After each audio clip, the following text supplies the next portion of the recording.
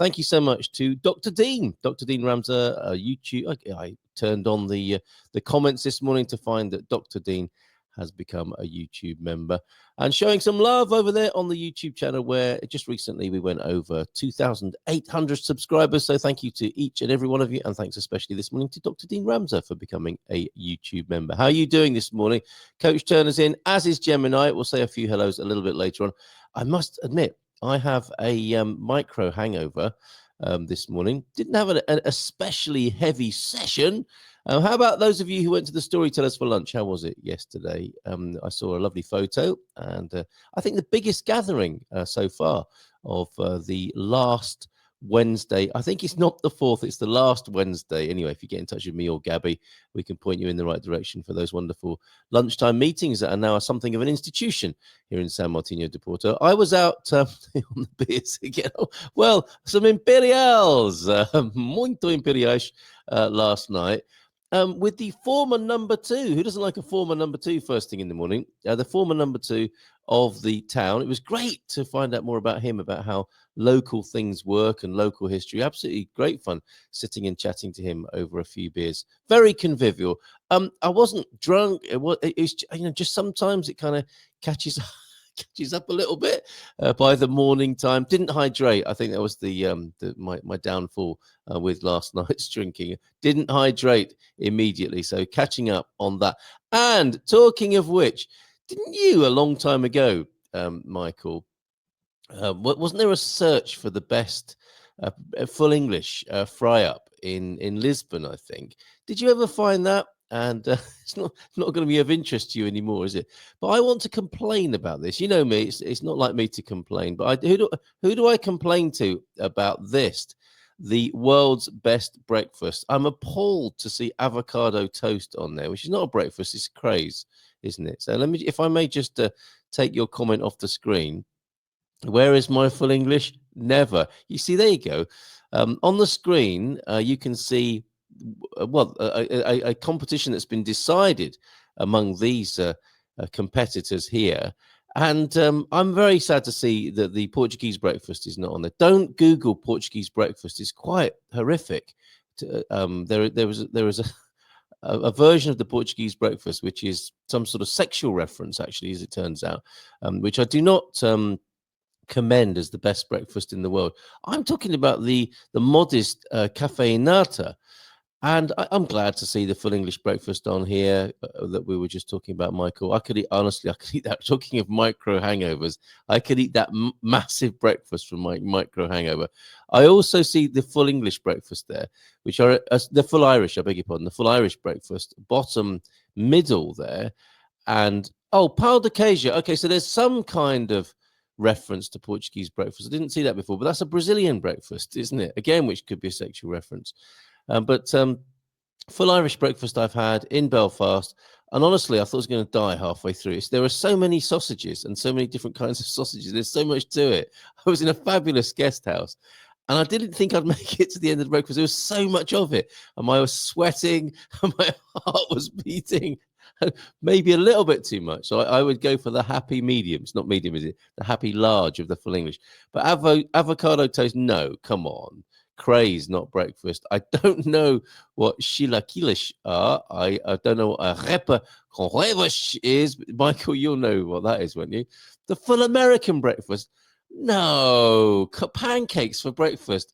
Pancakes are just once a year as part of my religious dedication, of course, on Shrove Tuesday. The masala dosa, I'd have some of that, but maybe not for breakfast. Although next day I would. Curry leftovers. And the menemene. What is that? What's the Turkish menemene? I don't know what that is. I would give it a go.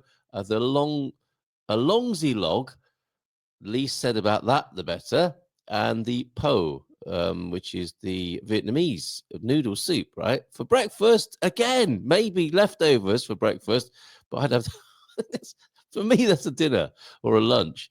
And I'm appalled, and I want to know do I go to the UN? I guess the UN are quite busy at the moment, and they won't be handling complaints about why there isn't a Portuguese breakfast of the humble cafe. A shot, an espresso shot, accompanied by a hot nata. Who doesn't like first thing in the morning? No doubt, Pete. A pole is that is do we call it a po, don't we? Not a faux. And yes, and pastel de nata and the galao is my breakfast. My local chicken pie with the galao. That's my second favorite breakfast. My heart does belong to the full English, and we do try and recreate that here. But honestly, I am disturbed. Arepa is a Venezuelan bread. I can't see that on there. Anyway, well, maybe I've missed some comments there. But yeah, appalled not to see the pastel or cafe nata on there. Yeah, do not see if you put capitals. Do not Google Portuguese breakfast. What's everybody going to do? We did warn you. Bon dia Gumpers. We had a great time at Storytellers yesterday. Oh, good for you. Sorry I didn't pop in for a beer because it's probably quite a good job of the way things turned out yesterday. Avo toast, mate. Avo toast divine with eggs and salmon. It's nice. It's nice. However, not many people actually eat it there for breakfast. Yeah, exactly. It's a snack. It's a craze. It's a hipster thing. But really, it doesn't. I don't think it should make the hallowed Hall of Fame of the world's best breakfast. It's a bit of a foodie theme this morning. Today's news item story is about Portugal's 8 new Michelin stars. Ingredients are great. But what they do with them is often a who's they, Pete? I mean, you're staying in hotels, aren't you? Isn't it great to have a buffet breakfast, full English? It's one of the great things about the British travel lodge, isn't it? Sneak a few sausages out and a serviette. Okay, arepa con huevos is Venezuelan. Thank you very much, Michael. Thank you for being here.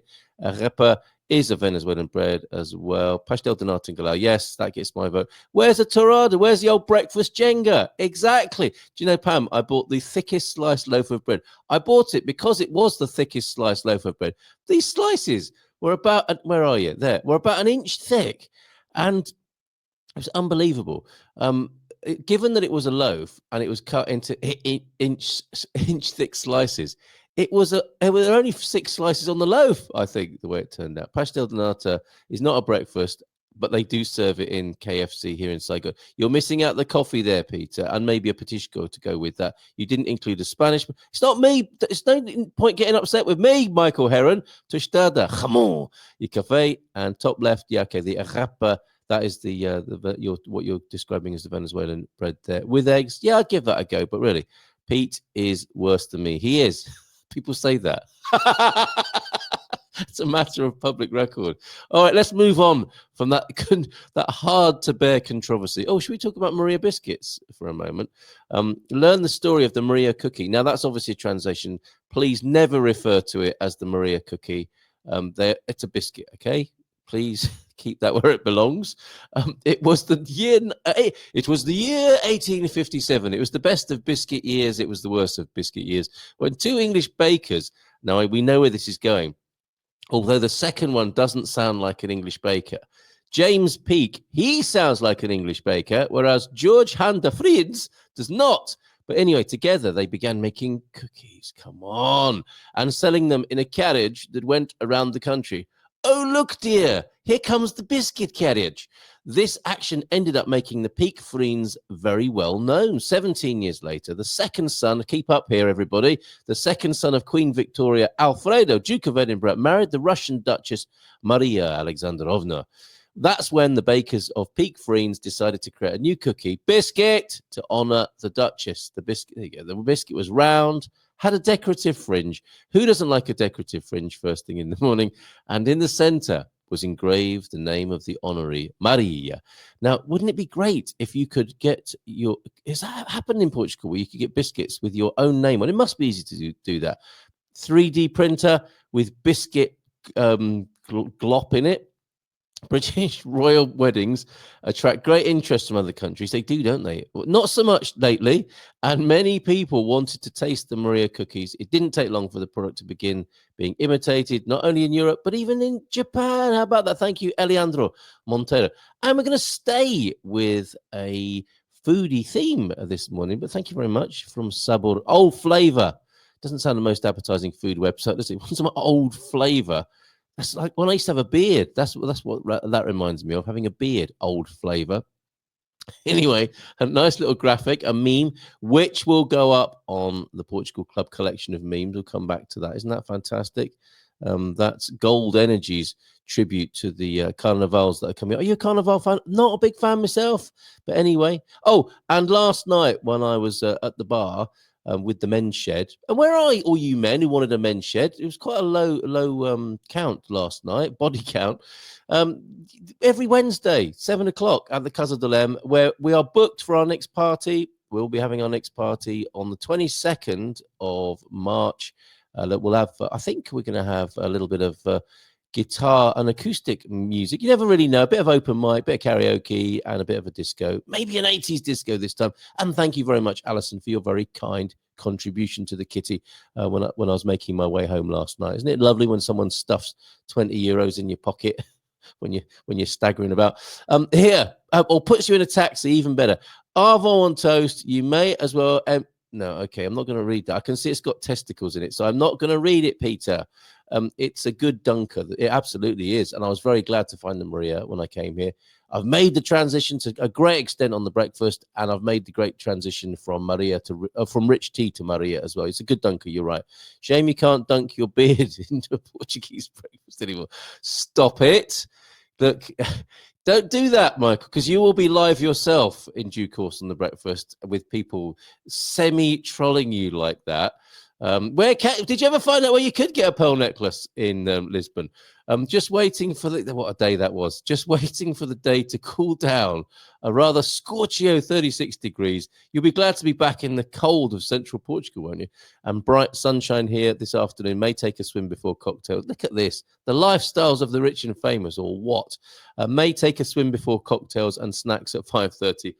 Yeah, the Far East, the food here is just so good. That's such a foodie thing to say with the extra O's there.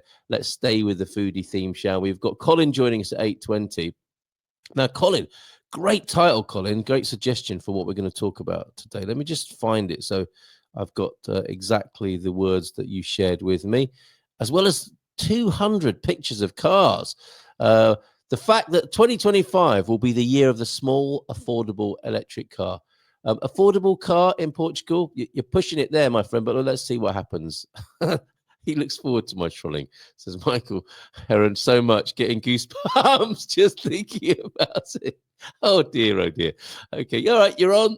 We'll all pile over to Good Morning España and give Michael. So we'll be working on our Spanish puns later on today. We'll be getting to training. Right. Portugal celebrates 8 new Michelin stars this morning. We're still a little bit light on the well-being, but I think we will have some Mel-being comments from Mel soon enough, which will be great to balance things up a bit. We're looking at language, we're looking at culture, we are looking at the weather and a bit of well-being as well. Let's go to the Portugal news then and see. I don't want to look at the weather. I think it's going to be the same cloudy picture, is it not? Where's this lovely little place then? This looks nice, doesn't it? Is that a swimming pool outside, or is that a street? Can't really quite make that out. Anyway, Portugal celebrates 8 new Michelin-starred restaurants. I've got to have a sip of tea. Could you just have a look at that picture? And I've got to have a cough, sip of tea. I've got to just quickly do micro ablutions here. Hold on.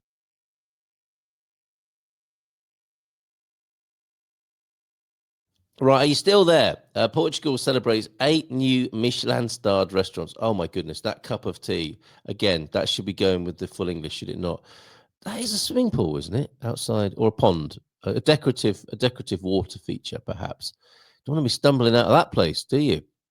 The international team of inspectors, sounds like they're looking for weapons of mass destruction rather than good food. But anyway, the international team of inspectors who visited the country, what a job, highlighted how chefs seek to preserve their gastronomic and culinary legacy, reinterpreting classic dishes with current techniques, never closing themselves off to new international influences, and promoting the highest quality native raw materials. And I'll tell you what, I bet all of those chefs like a Big Mac from time to time. They like a full English breakfast. They like the classics. But let's see how they're pushing the envelope onto your plate. Gwendal Pulinek. Wow. That's a name to conjure with. Gwendal Pulinek. It sounds like an anagram, doesn't it, rather than an actual name. International director of the Michelin Guide, I should show a little bit more respect perhaps here, also states in this regard, Portugal is on a path of growth and is gradually becoming a gastronomic destination, sort of like faint praise, possibly, of reference for lovers of haute cuisine from all over the world. The chefs, I don't know if this is actually how Gwendol Pulanek speaks, I doubt it, but anyway, it seems to sum up the slight disdain whilst having to give some respect. That it's a bit like going into a high-end fashion shop, isn't it, where people look at you down their nose. I'm imagining the high end of food is similar. The chef's commitment to the country is absolutely revealing in the north, a greater attachment to traditional recipes than in the south, where we can, typical of the north-south divide, where we can speak of a wonderful encounter between regional Portuguese flavors and those with a more international taste. On the other hand, sustainability continues to gain ground, not only in the local sense, but also in terms of excellence, which always seeks to discover for the traveling diner the best raw materials from different regions of the country. That's honestly the way I've read it, that writing, it just sounds a bit world weary, and that is the overwhelming top notes I'm getting, I'm afraid to say. Come on, let's get excited about the grub, shall we? Rather than writing a poem. All restaurants with 2 stars renew their distinction. Well done, Portugal. The renewal of all 8 of the 2-star distinctions in Portugal by the Michelin Guide is considered to be a sign that Portugal remains stable in its offering. This all sounds so restrained. The 2-star restaurants in Portugal are Alma in Lisbon.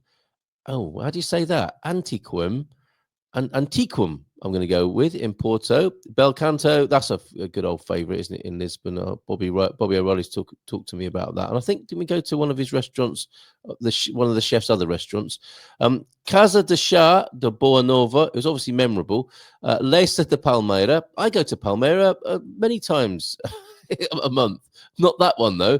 Il Galo d'Oro in Funchal, the Ocean in Push, the Yeatman in Villanova de Gaia, and Vila Joia in Albufeira.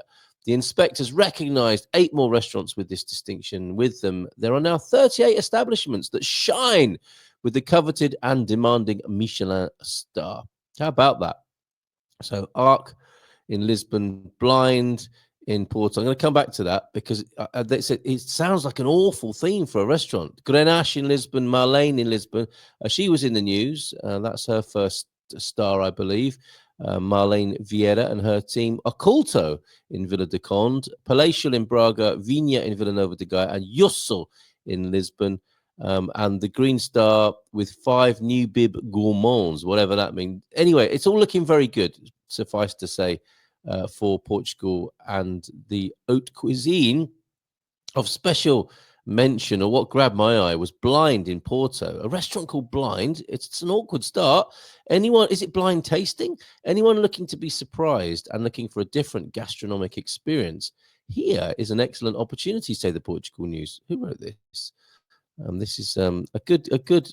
Oh, it's TPN. No one's taken the credit for it. I think they've brought together a number of news sources to make the story, and no comments as yet. I'm looking forward to those, and I've got a new piece in the Portugal Resident, actually, why people leave Portugal, and I'm urging Inish Lopes, the editor there, to put comments, to open up the comments. I know it creates another job, but it's great fun seeing comments and seeing so many grumpy people commenting and having a giggle about their grumpiness. With all their first world complaints, generally speaking. Maybe that's, I'm not really selling it, am I, to Inish with that description? Okay, so Blind in Porto, the proposal by award-winning chef Vitor Matos, defended daily by chef Rita Magro, who received the Michelin Young Chef Award in 2024. Wow, rising star there, Rita Magro. Pays homage to José Saramago's work, Blindness. It's a novel by Portuguese writer José Saramago, and seeks to play with the diner through a surprise menu. Comfort food, it doesn't sound like it is over there.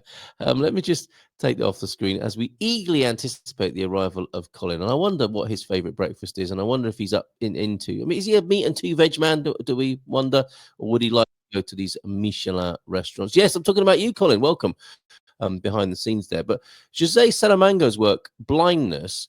This is a book, okay? His novel Blindness is a metaphor for moral depravity, filth, and social collapse. Sounds like Colin's comic routine that we heard recently. So would you want to go to a restaurant whose influence is a novel which is a metaphor for moral depravity, filth, and social collapse? I suppose after a couple of beers, sounds all right, doesn't it? I wonder what the food is like. Okay, we got a Mel Being tip. Awesome. Okay. Hugh is also here. Hugh from Visu. Great to see Mesa de Lemos has retained. Do you know the word Lemos was on my mind yesterday? I was thinking, where have I heard of Lemos? It was with you, Hugh. Mesa de Lemos has retained their start and a new start in Santa. Very good. I'm starting to think about replacing my 15-year-old car. You've come to the right place for Go Motoring Portugal this morning, but don't want a car that will beep all the time. All cars beep all the time, don't they, Colin? We're going to find out about that. And he doesn't like that either. And try to take over. And I'd like a real handbrake. The campaign for real handbrakes has started here on the Good Morning Portugal show. Your well-being, Mel-being tip today: walk, look outside, look for your favorite color car. Yay! Flower, tree, house trim, anything. Train your brain to search for something you enjoy. And my eyes are feasting upon Colin Ross Jones, and that I do enjoy, and we'll bring him onto the screen so you can all do that in just a moment. Like training a muscle, it won't. Who doesn't like to train their muscle first thing in the morning? It won't change overnight, but it will have a cumulative effect with time. How lovely! That stimulates your reticular activation, doesn't it? Is that what it's called? Especially important if you're feeling a bit low. Who is not one of the seven dwarfs? Is it a translation of what is that? Are we going back to the novel there? This is Diane. There is food available. That sounded like an announcement, didn't it, in the supermarket? This is Diane. Could somebody go to aisle 7, please? We need to clear up over there. There is food available in the lounge of this hotel virtually all day, 6 a.m. to 10 p.m. We will be the size of a house when we get home. Yes, you may well be. If you see A380 coming into Lisbon groaning, it's Pete and Diane returning from their Far East holiday. Yes, reticular activating system, the RAS, this morning there. I'm keeping him waiting. This is very rude of me. We're going to switch over to the Good Morning Portugal part of the show. Thanks again to the good doctor for becoming a member this morning. Dr. Dean, good to welcome you here. And Coach Turner, Felicia Quinta, back to coaching for the first time in 4 weeks this evening. Good luck with that. Looking forward to seeing the athletes. I realise they're actually part of my social network. How lovely. And Gemini was in before that. Rude comment on the beers again, Munson, which actually turns out to be true. Let's play the theme music. Last time I had a good old drink and I was in the company of Colin. Where's Go Motoring? Here it is.